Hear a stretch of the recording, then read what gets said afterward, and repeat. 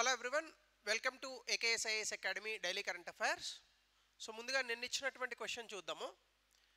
So ఇక్కడ deposits of methane hydrate, so ఇందులో మూడు కరెక్టే. Global warming might trigger the release of methane gas from these deposits. So largest deposits of methane hydrate ఇది Arctic tundra ఈ ప్రాంతంలో ఉంటుంది. So methane oxidises to carbon dioxide after a decade are two. So answer is all the above. ఈరోజు topic కొంత science and టెక్నాలజీకి సంబంధించింది. Artificial intelligence revolution in Indian agriculture. దీని గురించి ఇటీవల సత్య నాదెల్లా ఒక విషయాన్ని చెప్పారు. సో అందులో భాగంగా ఇది న్యూస్ పేపర్లో ఒక ఆర్టికల్ రూపంలో వచ్చింది. సో ఆర్టిఫిషియల్ ఇంటెలిజెన్స్ని కనుక మనం భారత వ్యవసాయ రంగంలో కనుక వాడగలిగితే ఎక్కువ ఉత్పాదకతను సాధించవచ్చు, అలాగే ఉత్పత్తి కూడా పెరుగుతుంది. ఎందుకంటే భారతదేశం ఇప్పుడు ప్రస్తుతానికి 140 కోట్ల జనాభా ఉన్నప్పటికీ రాబోయేటటువంటి రోజుల్లో అది 180 కోట్లకు చేరుతుందని అంచనా 2050-2060 సంవత్సరానికి వచ్చేటప్పటికల్లా. సో ఇంతమందికి మనము ఫుడ్ పెట్టాలి అంటే ఆబ్వియస్గా వ్యవసాయ రంగంలో ఎక్కువ ఉత్పాదకత అనేటటువంటిది సంపాదించాలి. సో ఇప్పుడున్నటువంటి టెక్నాలజీస్తో లేదా ఇప్పుడున్నటువంటి మెకనైజేషన్స్తో మనం అది చేయలేకపోతున్నాం డెఫినెట్గా. సో ఆర్టిఫిషియల్ ఇంటెలిజెన్స్ కూడా మనకి తోడైతే కృత్రిమ మేధస్సు, సో దీని ద్వారా మనం వ్యవసాయ రంగంలో ఇంకా అద్భుతమైనటువంటి ఈ యొక్క ప్రొడక్టివిటీని సాధించవచ్చు అనేటటువంటి అంశానికి సంబంధించి ఈ టాపిక్ వచ్చింది. సో ఇందులో న్యూస్లో ఎందుకు ఉందంటే Satya Nadella artificial intelligence transformative role, అంటే ఈ యొక్క కృత్రిమ మేధస్సు యొక్క పాత్ర అనేటటువంటి దాని గురించి చెప్పారు. ఇందులో భాగంగానే ప్రాజెక్ట్ ఫార్మ్ వైబ్స్, ఇది పిఎఫ్వి అని అంటారు. దీన్ని మహారాష్ట్రలో బారామతి అనేటటువంటి ప్రాంతంలో ఇంప్లిమెంట్ చేశారు. సో దీనివల్ల ఆర్టిఫిషియల్ ఇంటెలిజెన్స్ డ్రివెన్ అంటే కృత్రిమ మేధస్సు ద్వారా వచ్చినటువంటి కొన్ని పరిష్కార మార్గాల్ని వ్యవసాయ రంగంలో వాడడం వల్ల అవేంటి అనేది నెక్స్ట్ స్లైడ్లో చూద్దాం. సో ఇలాంటి పరిష్కార మార్గాలను వాడడం వల్ల 40% క్రాప్ ఈల్డ్స్, అంటే మొత్తంగా ప్రొడక్షన్ అనేటటువంటిది 40% పెరిగిందట. అంటే ఉత్పాదకత, ప్రొడక్షన్ కాదు ప్రొడక్టివిటీ. అలాగే రీసోర్స్ కన్జంప్షన్, దానికి వాడేటటువంటి వనరులు అవి తగ్గాయట. దీనివల్ల సస్టైనబిలిటీ, మనం ఎప్పుడు మాట్లాడుకుంటూనే ఉన్నాం సస్టైనబుల్ డెవలప్మెంట్ గోల్స్ గురించి. సో ఈ సస్టైనబిలిటీ అనేటటువంటిది ఇంప్రూవ్ అవుతుంది. సో దీని కారణంగా మనం అగ్రికల్చర్ ప్రొడక్టివిటీని అలాగే ఎఫిషియన్సీని కూడా ఇంప్రూవ్ చేయొచ్చు. ఇది న్యూస్లో వచ్చింది. సో అందువల్ల మనం ఈ ఆర్టికల్ చదువుతున్నాం. సో ఇందులో ప్రాజెక్ట్ ఫార్మ్ వైబ్స్ అంటే ఏంటి? బేసికల్గా ఇది మైక్రోసాఫ్ట్ రీసెర్చ్ వాళ్ళు చేశారు. సో మైక్రోసాఫ్ట్ వాళ్ళు ఒక ట్రస్ట్ ఉంది బారామతిలో మహారాష్ట్రలో, అగ్రికల్చర్ డెవలప్మెంట్ ట్రస్ట్ అని.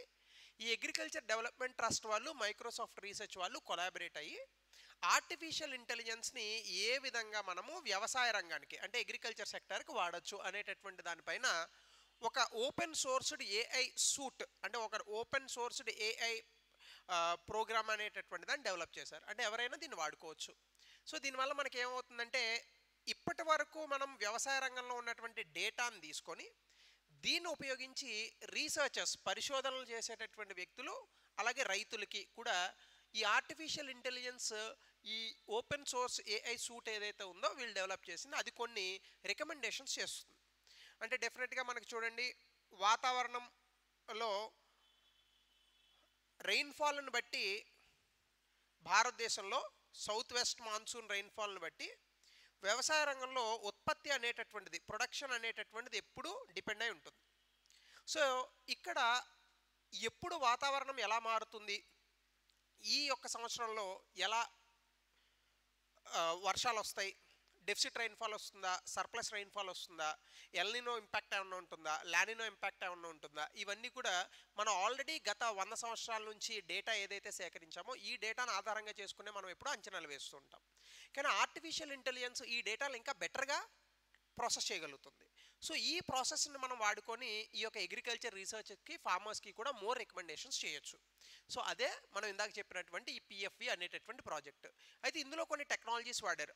అందులో మొదటిది Azure data manager for agriculture. ఏంటది? Azure data manager for agriculture. ఇది ఏం చేస్తుంది? శాటిలైట్స్ అలాగే వెదరు, సెన్సార్స్ ఈ డేటాను మొత్తంగా తీసుకొని దీన్ని కాంప్రహెన్సివ్గా ప్రాసెస్ చేసి ఫీల్డ్ కండిషన్స్కి ఏ విధంగా అయితే ఉపయోగపడుతుందో దానికి రికమెండేషన్స్ ఇస్తుంది. అంటే మొత్తం డేటా అగ్రిగేటర్ అని అంటాం దీన్ని. అంటే మొత్తం డేటాని ఒకే చోటకి తీసుకొచ్చి దాన్ని ప్రాసెస్ చేస్తారనమాట. డేటా అగ్రిగేటర్, అది Azure manager for agriculture. So దీనివల్ల మనము బెటర్గా ఫార్మర్స్కి పలానా సమయంలో వెదర్ ఫోర్కాస్టింగ్ ఎలా ఉంటుంది, పలానా సమయంలో మీకు ఈ పంటలు వేస్తే మంచి లాభం వస్తుంది, సో ఇలాంటివన్నీ కూడా చెప్పడానికి అవకాశం ఉంటుంది.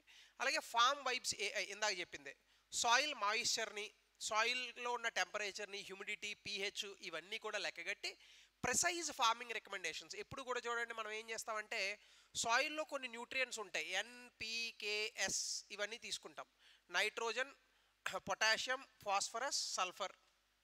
ఇవి 4:2:1:1 ఈ రేషియోలో మొత్తంగా సల్ఫర్ పక్కన పెడితే 4:2:1 రేషియోలో వేయాలి. అయితే మన ఫామ్ ల్యాండ్లో అంటే మన భూమిలో నైట్రోజన్ శాతం ఎక్కువ ఉందా, పీహెచ్ ఎసిడిక్ ఉందా, బేసిక్ ఉందా, ఫాస్ఫరస్ కంటెంట్ ఎంత ఉంది, ఇవేవి చెక్ చేయరు. ఎవ్రీ ఇయర్ ఓ పంట వేస్తారు, పంటకి ఎరువులు వేస్తారు, పండుతూ ఉంటుంది అంతే తప్ప పంటకి కరెక్ట్గా ఏం కావాలి అంటే ఏ రకమైనటువంటి nutrients, macro and micro nutrients కావాలి, ఏ రకంగా ఈ యొక్క భూమి తన సారాన్ని కోల్పోతుంది లేదా దాన్ని మళ్ళీ ఎలా రివైవ్ చేయాలి, ఇవన్నీ ఎవడో ఆలోచించడు. Soil health kits, soil testing labs ఉన్నాయి కానీ అవి మొత్తం పూర్తి స్థాయిలో భారతదేశంలో ఏం పనిచేయట్లా. కానీ ఈ ఫామ్ వైబ్స్ ఏఐ ద్వారా మనం ఏం చేయొచ్చు అంటే ఈ మోడల్తో సాయిల్ తాలూకా క్యారెక్టరిస్టిక్స్ని అనలైజ్ చేయొచ్చు. సో ఒక్కొక్క సాయిల్కి ఒక్కొక్క పర్టికులర్ క్యారెక్టరిస్టిక్ ఉంటుంది, దాన్ని బట్టి ఆ సాయిల్లో మనం ఏ న్యూట్రియంట్స్ వాడితే అది బెటర్గా ఈల్డ్స్ ఇస్తుంది అనేటటువంటిది ఈ ప్రాజెక్ట్ చెప్తుంది. ఇంకా 3 agripilot.ai ఇదేం చేస్తుందంటే real time personalised recommendations local లాంగ్వేజెస్లో, అంటే ఏ ప్రాంతాల్లో ఒక్కొక్క భాషలో ఉంటుంది. రైతులందరికీ ఇంగ్లీష్ తెలియదు కదా, సో తెలుగు రాష్ట్రాల్లో ఉన్న వాళ్ళకి తెలంగాణ, ఆంధ్రప్రదేశ్లో తెలుగులో వస్తుంది మెసేజ్, అదే బీహార్లో ఉన్నవాడికి భోజ్పురిలో వస్తుంది, మహారాష్ట్రలో ఉన్నవాడికి మరాఠీలో వస్తుంది. ఇలా వాళ్ళ భాషల్లో వాళ్ళకి కావాల్సినటువంటి రికమెండేషన్స్ ఏవైతే ఉంటాయో వాటిల్ని ఇక్కడ హెల్ప్ చేయడం అనేటటువంటి జరుగుతుంది అనమాట. సో ఇవన్నీ కూడా టెక్నాలజీస్ యూస్ చేశారు. సో దీనివల్ల ఇంపాక్ట్ ఏముంటుంది, ఏముంది ఇప్పటి వరకు అంటే 40% క్రాప్ ప్రొడక్షన్, అంటే మొత్తం ఉత్పత్తిలో 40% పెరుగుదల అనేటటువంటి నమోదైంది. దీనివల్ల క్రాప్స్ కూడా చాలా ఆరోగ్యకరంగా పెరిగాయి ఇబ్బంది లేకుండా. అలాగే 25% రిడక్షన్ ఇన్ ఫర్టిలైజర్, అంటే మొత్తం ఎరువుల వాడకంలో ఆ యొక్క ఖర్చు అనేటటువంటిది 25% తగ్గిందంట. అలాగే 50% లెస్ వాటర్ కన్జంప్షన్, ఇది మోర్ ఇంపార్టెంట్, ఎందుకంటే రానున్నటువంటి రోజుల్లో నీటి ఎద్దడి పరిస్థితులు విపరీతంగా వస్తాయి. మనం ఎక్కువగా వ్యవసాయానికి నీటిని వాడేది, చాలామంది ఇండస్ట్రీస్కి అనుకుంటారు, కాదు వ్యవసాయానికి ఎక్కువ వాడతాం. సో వ్యవసాయానికి నీరు కన్జంప్షన్ కూడా చాలా తగ్గుతుంది. దీనివల్ల సస్టైనబుల్ ప్రాక్టీసెస్ అంటే సుస్థిర అభివృద్ధి లక్ష్యాల వైపు భారతదేశం పయనించడానికి హెల్ప్ అవుతుంది. అలాగే 12% decrease in post harvest losses. సాధారణంగా మనకి కుప్పలు ఊర్చేసిన తర్వాత అంటే మొత్తం పంట చేతికొచ్చిన తర్వాత కొన్ని లాసెస్ ఉంటాయి, వీటిని post harvest losses or wastages అని అంటారు. సో ఇలాంటివి చాలా రకాలు ఉంటాయి, అంటే ట్రాన్స్పోర్టేషన్లో ఇబ్బందులు కానీ, లేదా వెదర్ ఫోర్కాస్టింగ్ తెలియక వీళ్ళు అక్కడ పెడతారు, రాత్రి వర్షం వస్తుంది, ధాన్యం తడిచిపోతుంది, ఇలాంటి ఉదాహరణలు చాలా చూస్తుంటాం. కానీ ఏఐ రికమెండేషన్స్ వల్ల ఇలాంటి లాసెస్ కూడా మనకి 12% తగ్గాయట. దాంతోపాటుగా మనం ఎక్కువగా క్రిమిసంహారక మందులు వాడడం వల్ల అవన్నీ కూడా పక్కన ఉన్నటువంటి కాలువల్లోని భూమి లోపలికి వెళ్ళిపోయి కెమికల్ రన్ ఆఫ్గా వెళ్ళిపోతాయి, అది చాలా తగ్గుదల నమోదైంది.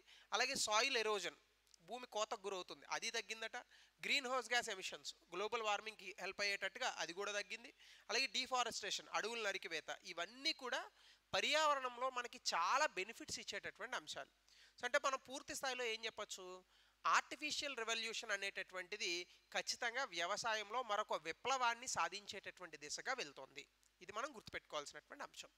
సో ఇందులోనే మళ్ళీ ఇండియన్ అగ్రికల్చర్లో కనుక మీరు చూస్తే స్మార్ట్ ఇరిగేషన్ అని ఉంటుంది, ఇది భారతదేశంలో చేయాలని అనుకుంటున్నారు. ఇదేంటంటే బేసికల్గా మనందరికీ తెలుసు కొన్ని రాష్ట్రాల్లో చాలా అద్భుతంగా నీరు ఉంటుంది, ఉదాహరణకి కేరళ, కొన్ని రాష్ట్రాల్లో అసలు నీరే ఉండదు, ఉదాహరణకి బుందేల్ఖండ్, బఘేల్ఖండ్ లాంటి ప్రాంతాలు కానీ, లేదా సమ్ పార్ట్స్ ఆఫ్ తెలంగాణ కానీ, రాయలసీమ, ఆంధ్ర ప్రాంతంలో కానీ, ఇలాంటి చాలా ప్రాంతాలకి నీరు లేనటువంటి పరిస్థితులు. అక్కడ మనం స్మార్ట్ ఇరిగేషన్ చేయాలి. అంటే ఏంటి, నేలలోనే ఉన్నటువంటి మాయిశ్చర్ని ఉపయోగించుకుని అక్కడ ఉన్నటువంటి క్లైమేట్ని అనలైజ్ చేసి అక్కడ ఏ రకమైనటువంటి నీటిపారుదల పద్ధతుల్ని వాడితే బెటర్, డ్రిప్ ఇరిగేషన్ వాడాలనా, లేదని అనుకుంటే స్ప్రింక్లర్ ఇరిగేషన్ వాడాలనా, లేదంటే అక్కడ డ్రై ల్యాండ్ ఫార్మింగ్ చేయాలన్నా, ఇవన్నీ కూడా ఆర్టిఫిషియల్ ఇంటెలిజెన్స్ మనకి రికమెండ్ చేస్తూ ఉంటుందన్నమాట.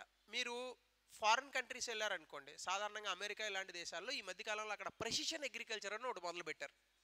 ప్రెసిషన్ అగ్రికల్చర్ అంటే ఏముంటుందంటే ఎగ్జాక్ట్గా ఏ టైంకి మనం ఫామ్ ల్యాండ్లో ఏం చేయాలి కంప్యూటర్లు చెప్పేస్తాయి, అవే ఆన్ చేసేసుకుంటాయి. నీరు భూమికి తడారిపోతుంది, మాయిశ్చర్ తగ్గింది, పంటకు నీరు కావాలని అన్నప్పుడు డైరెక్ట్గా అక్కడ ఒక ట్రిగ్గర్ ఉంటుంది, ఆ ట్రిగ్గర్ ఆన్ అయిపోతుంది, స్ప్రింక్లర్ ఇరిగేషన్ డ్రిప్ ఇరిగేషన్ ఉంటుంది, ఇరిగేషన్ స్టార్ట్ అయిపోతుంది, మళ్ళీ సెన్సార్స్ ఉంటాయి, ఆ డేటాను పట్టుకుంటే మళ్ళీ ఆఫ్ అయిపోతుంది. ఎరువులు వేయాలి, ఫ్లైట్లతో వేసేస్తారు, శాటిలైట్ కనెక్షన్స్ ఉంటాయి, ఇలా అనేక రకాలైనటువంటివి ఉంటాయి. సో ఇలాంటి వాటిని కూడా భారతదేశానికి తీసుకురావాలి. సో దీనివల్ల ఆర్టిఫిషియల్ ఇంటెలిజెన్స్తో తోడైనటువంటి డ్రిప్ అండ్ స్ప్రింక్లర్ ఇరిగేషన్స్కి పెర్ డ్రాప్ మోర్ క్రాప్ అనేటటువంటి ఒక స్కీమ్ ఒకటి తీసుకొచ్చాం. దాంతోపాటు internet of things based irrigation solutions, ఇది Indian council of agriculture research వాళ్ళు ఆటోమేట్ వాటర్ సప్లై, అంటే రియల్ టైం ఫీల్డ్లో ఎప్పుడు మనకి నీరు అవసరం ఉంది అనేటటువంటి దాన్ని దృష్టిలో ఉంచుకొని ఆటోమేటిక్గా వాటర్ సప్లైని తీసుకొస్తారు. ఇవన్నీ స్మార్ట్ ఇరిగేషన్ అనేది ఆర్టిఫిషియల్ ఇంటెలిజెన్స్తో చేస్తున్నారు. రెండోది వీడ్ కంట్రోల్, అంటే మనందరికీ తెలిసిందే కలుపు మొక్కలు. నేషనల్ పెస్ట్ సర్వేలెన్స్ సిస్టమ్ అనేటటువంటిది ఇప్పుడు ఆర్టిఫిషియల్ ఇంటెలిజెన్స్ని యూజ్ చేస్తుంది. ఎందుకు? ఫీల్డ్లో ఆర్టిఫిషియల్ ఇంటెలిజెన్స్ని యూజ్ చేసి ఇమేజెస్తోనో మరొక దాంతోనో సెన్సార్స్తోనో ఎంతవరకు ఈ యొక్క కలుపు మొక్కలు వస్తున్నాయి, వాటిని ఎలా ఎదుర్కోవాలి, వీటికి కూడా రికమెండేషన్స్ ఇస్తుందంట. సో అది ఈ ప్రోగ్రామ్ కింద. ఎందులో? National pest surveillance system. Automated weed detection అంటే ఏంటి? ఆర్టిఫిషియల్ ఇంటెలిజెన్స్ యూజ్ చేసి ఆటోమేటిక్గా ఎక్కడెక్కడ ఈ కలుపు మొక్కలు ఉన్నాయనేది చూస్తారు. సో దాంతోపాటు కలుపు మొక్కలేవి, కలుపు మొక్కలు కానివేవి అవి చూసుకొని బహుశా రేపొద్దున రోబోట్స్ కూడా వస్తాయేమో వెళ్ళి కలుపు మొక్కలు పీకడానికి. లేదు, కలుపు మొక్కలు చనిపోయేటటువంటి విధంగా కొన్ని హెర్బిసైడ్స్ లాంటివి వాడతారు. ఇవి కేవలం కలుపు మొక్కలు మాత్రమే, ఎక్కడెక్కడైతే వేయాలో అక్కడక్కడ మందులు వేసేస్తే అవి చచ్చిపోతాయి. సో ఆ రకంగా రకరకాలుగా మనము ఈ యొక్క ఆర్టిఫిషియల్ ఇంటెలిజెన్స్ని వాడుకొని మనిషి మాన్యువల్గా చేసేటటువంటి పనులు ఇప్పుడు మెషిన్ల ద్వారా చేసి ఉత్పాదకతను పెంచుతారు. సో దీంతో పాటుగా ఎకనామిక్ ఇంపాక్ట్ కనుక మనం చూస్తే ఆర్టిఫిషియల్ ఇంటెలిజెన్స్ని మనం వ్యవసాయ మార్కెట్లో వాడడం వల్ల $1.7 బిలియన్ 2023 నుండి $4.7 బిలియన్ 2028కి కాంపౌండెడ్ యాన్యువల్ గ్రోత్ రేట్ 23% పెరుగుదల ఉంటుందని చెప్తున్నారు. అంటే అంత ఎక్కువ లాభాలు వస్తాయి. ఒకటి. రెండు, growth driven by advancement in precision farming. ఇందా చెప్పాను కదా, శాటిలైట్స్, ఆర్టిఫిషియల్ ఇంటెలిజెన్స్ యూజ్ చేసి చేసేటటువంటి ఫార్మింగ్, అలాగే డ్రోన్లు ద్వారా కొన్ని అనలిటిక్స్ తీసుకోవడం, లేబర్ని మేనేజ్ చేయడం, ఇవన్నీ కూడా ఆర్టిఫిషియల్ ఇంటెలిజెన్స్ ద్వారా చేస్తూ మనం గ్రోత్ని సాధించవచ్చు. అలాగే కిసాన్ ఈ మిత్ర ఆర్టిఫిషియల్ ఇంటెలిజెన్స్తో కొన్ని చాట్ బాట్స్, రైతులు ఒక మెసేజ్ పెడితే ఇగో పలానా ప్రాబ్లం ఉంది అనగానే ఆన్సర్స్ వస్తాయి, ఎట్లయితే మనకి వాట్సాప్ గవర్నెన్స్ ఉందో అట్లా. అలాగే ఫార్మర్స్కి పిఎం కిసాన్ సమ్మాన్ నిధి స్కీమ్ కింద ఏవైనా క్వరీస్ ఉంటే ఇవి కూడా ఆర్టిఫిషియల్ ఇంటెలిజెన్స్తో సాల్వ్ చేస్తూ మోర్ ఆర్టిఫిషియల్ ఇంటెలిజెన్స్ ఇన్ అగ్రికల్చర్ని తీసుకురాబోతున్నారు. దీనివల్ల వ్యవసాయ రంగంలో చాలా పెనుమార్పులు వస్తాయి. కానీ ఇవన్నీ ఎప్పుడు జరుగుతాయి? దేశంలో ఉన్న ప్రజలు, రైతులంతా కూడా దీన్ని అడాప్ట్ చేసుకోవాలి. అంతేగాని ప్రభుత్వం పేపర్ మీద రాసేస్తే ఏమి రావు, దాన్ని అడాప్ట్ చేసుకోవాలి. అయితే దీనికి చాలా సవాళ్ళు కూడా ఉన్నాయి. ఒకటి, ముందుగా ఫార్మర్స్కి అవేర్నెస్ లేదు. సాధారణంగానే రూరల్ ఇండియాస్లో డిజిటల్ అవేర్నెస్ అనేటటువంటిది లేదు. చాలా ఫార్మర్స్ ఇప్పటికీ స్మార్ట్ ఫోన్లు వాడట్లేదు. సో కాబట్టి దీన్ని ఆర్టిఫిషియల్ ఇంటెలిజెన్స్ని తీసుకెళ్ళడం అనేటటువంటిది చాలా కష్టం. రెండు, high implementation cost. Artificial intelligence అంటేనే ఈ డ్రోన్లు, ఇంటర్నెట్ ఆఫ్ థింగ్స్ సెన్సార్లు, ఆటోమేటెడ్ ఇరిగేషన్ సిస్టమ్స్, ఇవన్నీ చాలా ఖర్చుతో కూడుకున్న విషయాలు కదా. ఒక డ్రోనే ఒక 5-10 కోట్లు ఉంటుంది. ఎన్ని డ్రోన్లు తీసుకురావాలా, ఎన్ని ఆటోమేటిక్ ఇరిగేషన్ సిస్టమ్స్ పెట్టాలా, నార్మల్గా పంపులకి కరెంట్ ఇవ్వడానికి కరెంట్ లేదు మన ప్రభుత్వాల దగ్గర, ఇంక ఇవన్నీ ఆటోమేటిక్ ఎప్పుడు చేస్తారు? అలాగే స్మాల్ అండ్ మార్జినల్ ఫార్మర్స్, భారతదేశంలో చిన్న సన్నకారు రైతులు 85% ఉన్నారు. వీళ్ళందరూ ఇవన్నీ కొనుక్కోగలరా? ప్రభుత్వం సబ్సిడీలు ఇవ్వాలి. ఎంత సబ్సిడీలు ఇచ్చేయగలదు ప్రభుత్వం? సో ఇవన్నీ కూడా డబ్బులతో కూడుకున్నటువంటి విషయాలు. అలాగే ఇన్ఫ్రాస్ట్రక్చర్ గ్యాప్స్. ఒకవేళ ఇవన్నీ తీసుకొచ్చినా గ్రామీణ భారతంలో వీటిని మనం ప్రవేశపెట్టడానికి మౌలిక సదుపాయాలు ఏమి అనేటటువంటిది ఉంది. దాదాపుగా 5,97,000 విలేజెస్లో 25,000 విలేజ్లకి ఇప్పటివరకు మొబైల్ కనెక్టివిటీయే లేదు. మనమేమో ఆర్టిఫిషియల్ ఇంటెలిజెన్స్ గురించి మాట్లాడుతున్నాం. అమెరికాను అనకాపల్లి రెండు, అంటే నేను అనకాపల్లిని తక్కువ చేయట్లా, కానీ రెండు చోట్ల ప్రెసిషన్ ఫార్మింగ్ ఒకేలా చేయాలని అనుకుంటే కొంచెం అతిశయోక్తే కదా.